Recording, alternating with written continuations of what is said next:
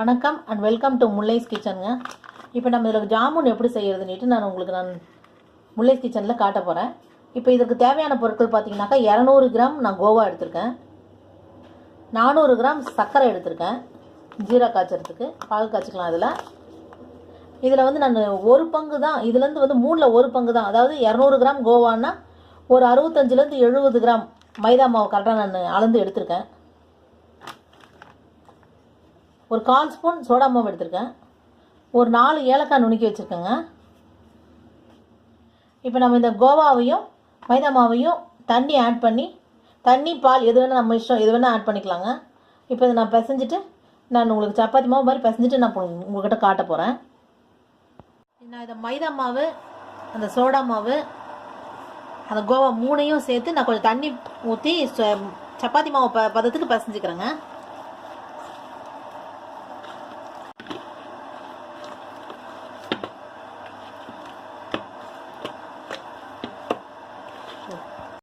பாருங்கள், சப்பாத்தி மாவு மாதிரி நம்ம பிசைஞ்சிட்டு அந்த ஜாமுனுக்கு மாவு. இது வந்து நம்ம இப்போ லைட்டாக சும்மா ஒரு 1/2 ஸ்பூன் எண்ணெயை தொட்டு இதை நம்ம மறுபடி நல்லா கலக்கி கொஞ்ச நேரம் நான் மூடி வச்சிடறேன், ஒரு 10 மினிட்ஸு.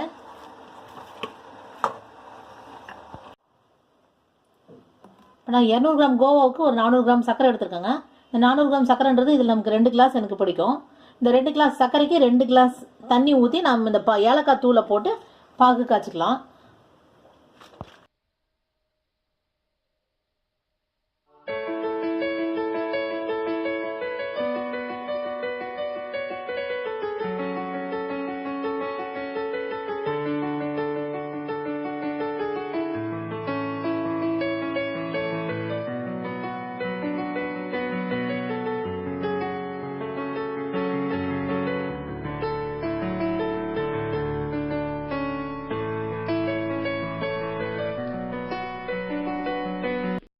இது 2 கிளாஸ் சர்க்கரைக்கு நம்ம தண்ணி ஜீரா கொதிச்சிட்டு இருக்குதுங்க.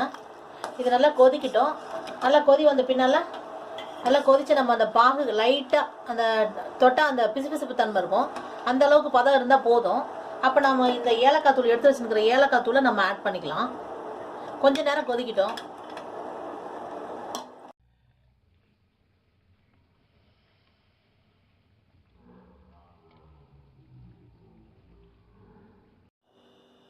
நான் இப்போ அந்த 2 டம்ளர் சர்க்கரைக்கு 2 டம்ளர் தண்ணி ஊற்றி நான் இதில் ஒரு 10 நிமிஷத்துலேருந்து 15 நிமிஷம் வந்து நல்லா கொதிக்க விட்டுருக்கேங்க.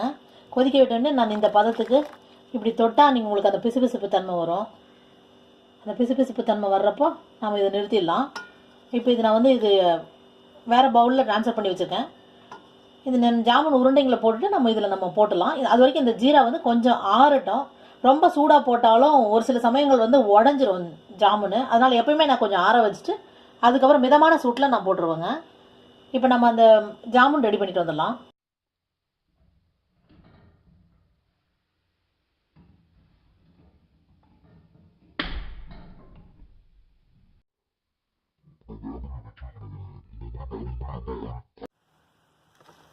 நம்ம மிதமான சூட்டில் இந்த ஆயிலில் நம்ம இந்த உருட்டி வச்ச ஜாமுன் உருண்டையை வந்து நம்ம போட்டு எடுத்துடலாம்.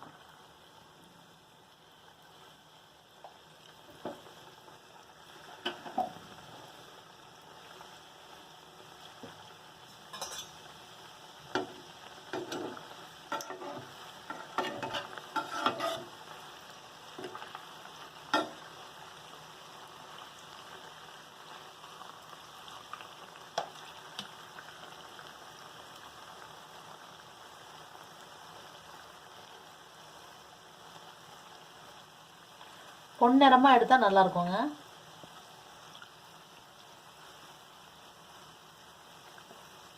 நம்ம அந்த பால்ஸ் நம்ம உருட்டி வச்ச பால்ஸ் போடும்போது அந்த சைஸ் பெருசாகும் போது அதனுடைய சாஃப்ட்னஸ் தெரியும். அது சாஃப்ட்னஸ் இல்லைன்னா நம்ம அந்த போட்டை எவ்வளோ போடுறோமோ அதே சைஸுக்கு இருக்குங்க ஜாமுன் உருண்டை. அதை வச்சே நம்ம சொல்லிடலாம் நம்ம ஜாமுன் நல்லா இருக்குமா நல்லா இருக்காதான்னுட்டு. நம்ம இந்த ஜாமுன் வந்து நம்ம இப்படி நம்ம கலக்கிட்டே இருந்தோம்னா தான் அந்த உருண்டு எல்லா பக்கமும் ஒரே மாதிரி கலர் நமக்கு கிடைக்கும். இப்போ நம்ம ஒரே பக்கம் விட்டோம்னா ஒரு பக்கம் ஃபுல்லாக ப்ரௌனிஷ் ஆகிடும், மற்ற இடத்துல வந்து பொன்னிறமாக இருக்கும். நம்ம இப்படி கலக்கிட்டே இருந்தோம்னா நமக்கு அது எல்லா பக்கமும் பொன்னிறமான கலர் கிடைக்கும்.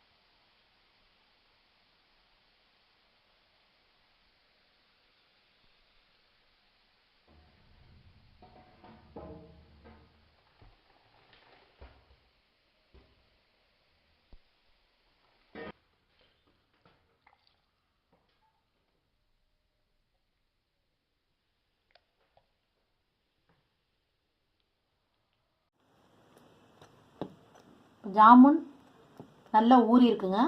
இப்போ சுவையான ஜாமுன் ரெடி நமக்கு. நீங்கள் பார்த்தீங்கன்னா நல்லா பார்க்கும்போதே சாப்பிடணுன்னு தோணுது.